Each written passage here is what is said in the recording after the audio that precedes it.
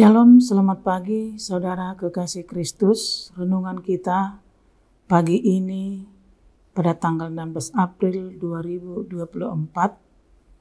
Sebelum kita mendengarkan firman Tuhan, kita bernyanyi dari buku ND nomor 487 ayat 1.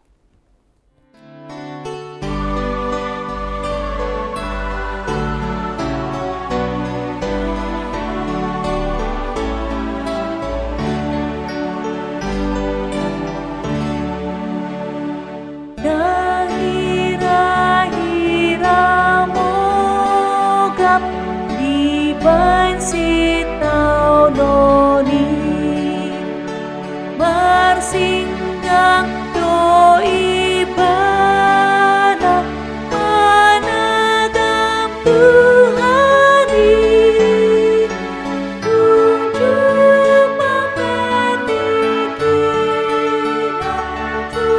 sungguh tersakit.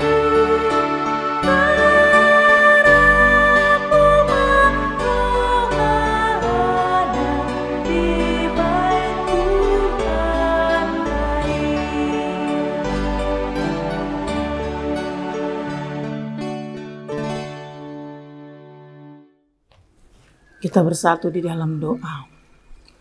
Allah Bapa di dalam surga, terima kasih Tuhan yang selalu menjaga dan memelihara hidup kami dari hari ke hari hingga saat ini Tuhan.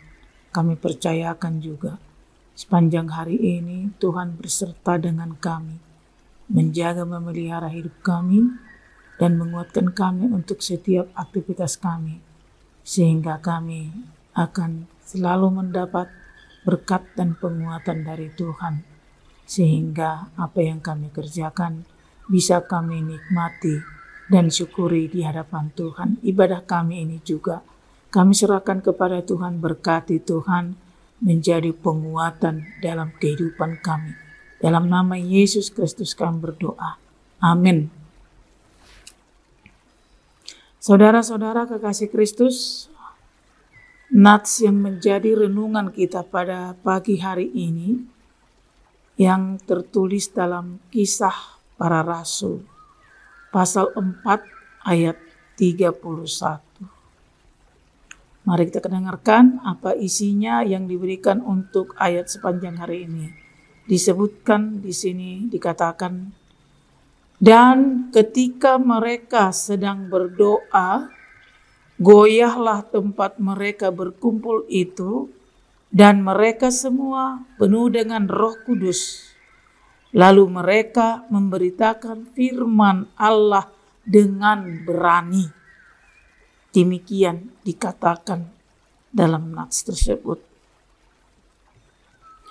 Saudara-saudara kekasih Kristus, firman ini berawal dari peristiwa penangkapan dua murid Yesus, yaitu Petrus dan Yohanes, yang dilakukan oleh para imam-imam dan kepala pengawal bait Allah dan juga orang-orang Saduki, karena mereka sangat marah di mana kedua murid tersebut sangat dengan penuh gairah mereka memberitakan tentang nama Yesus.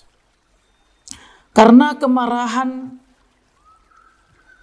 kedua murid tersebut, mereka penjarakan dan mereka adili hanya karena satu hal itu, yaitu mengajar orang banyak tentang kebangkitan yang diperoleh oleh setiap orang di dalam Yesus Kristus. Dalam Yesus ada kebangkitan dari antara orang mati. Oleh karena hal ini, para murid ditangkap dan disidang di tengah-tengah orang ramai. Saudara, kegelisahan telah memenuhi hati para imam, juga para orang-orang Saduki, atas adanya berita tentang kebangkitan Tuhan Yesus yang juga menjadi kebangkitan orang-orang beriman orang-orang percaya.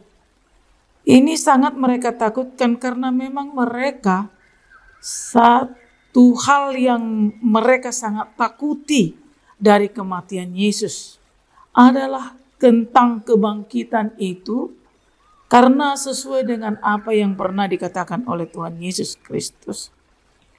Jadi murid-murid dalam hal ini menjadi tempat mereka menyampaikan berbagai hal tentang larangan-larangan untuk menyebutkan nama Yesus, mengajar dalam nama Yesus, menyembuhkan dalam nama Yesus, dan memperlihatkan mujizat-mujizat atas nama Yesus.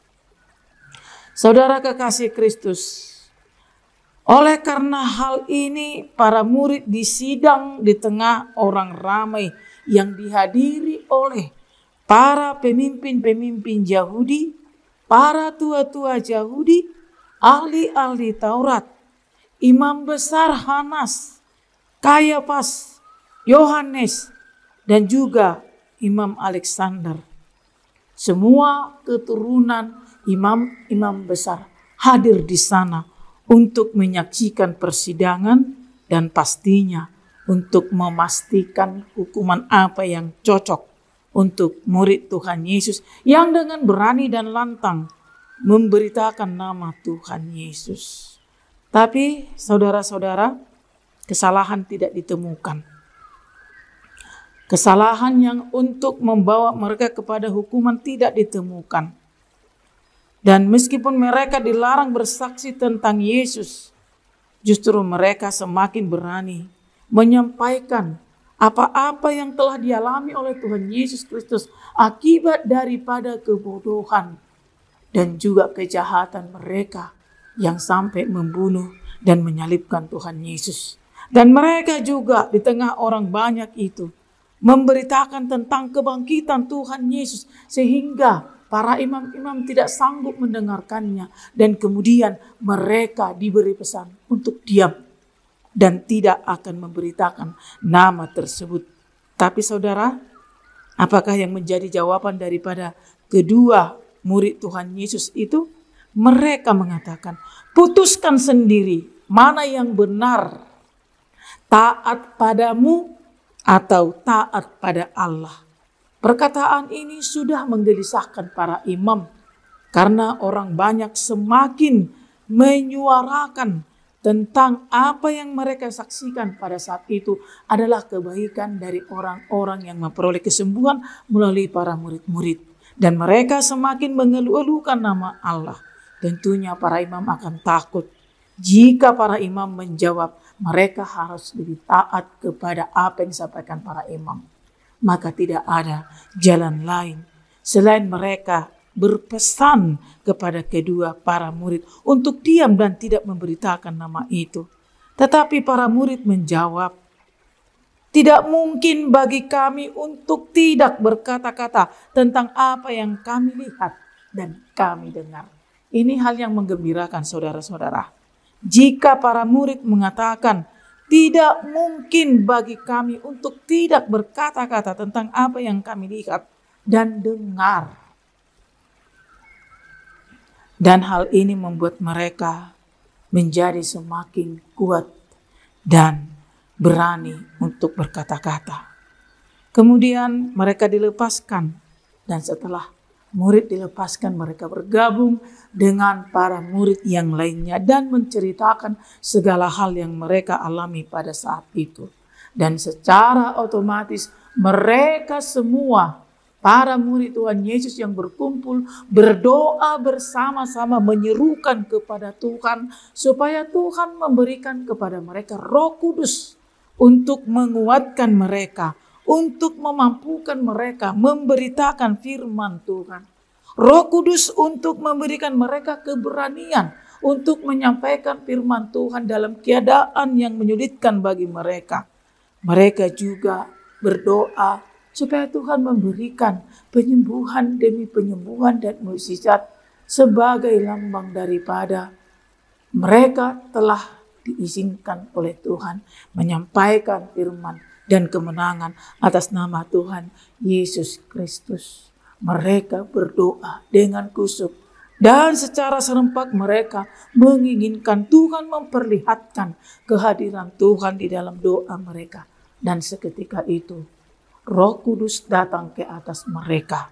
Dan firman ini menunjukkan ketika mereka berdoa, goyahlah tempat mereka berkumpul itu. Dan mereka semua penuh dengan Roh Kudus. Roh Kudus itulah yang memberikan mereka tentang keberanian untuk memberitakan firman Allah. Doa mereka dijawab sudah saat mereka dengan penuh sungguh-sungguh dan penuh dengan keyakinan tentang kehadiran Tuhan di tengah-tengah mereka. Roh Kudus datang kepada mereka dan memberikan mereka keberanian itu. Dan sejak saat itu mereka sungguh sangat berani untuk menyampaikan, untuk memberitakan firman Tuhan. Saudara-saudara kekasih Kristus, Roh Kuduslah yang menguatkan para murid-murid dalam doa yang mereka pintakan kepada Allah. Dan doa mereka terjawab. Hal ini membuktikan bahwa doa digunakan untuk memperoleh kekuatan dan keberanian untuk mengatasi berbagai tantangan yang ada. Semua tantangan yang dihadapi oleh orang-orang percaya kepada Tuhan bisa diatasi dalam penguatan Roh Kudus. Dan saat kita meminta Roh Kudus datang untuk menguatkan kita, pasti Roh itu menguatkan kita. Dan kita akan semakin berani. Petrus saja yang notabene sebagai orang yang dikenal pengecut saat Tuhan Yesus itu menghadapi masa-masa pengadilan. Dan Yesus itu melihat dan menyaksikan bahwa Petrus ternyata adalah orang yang pengecut dan dikendalikan oleh iblis pada saat itu. Sehingga dia menyangkal Tuhan Yesus.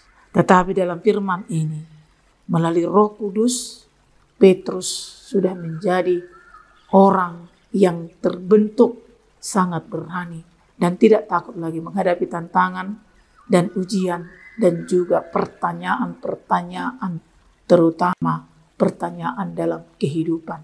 Kesulitan yang menjadi sebuah pertanyaan tidak sulit lagi dihadapi oleh Petrus, tetapi dengan keberanian yang berasal dari Roh Kudus, dia sudah menjadi seorang yang kuat dan dimampukan dan berani untuk memberitakan firman.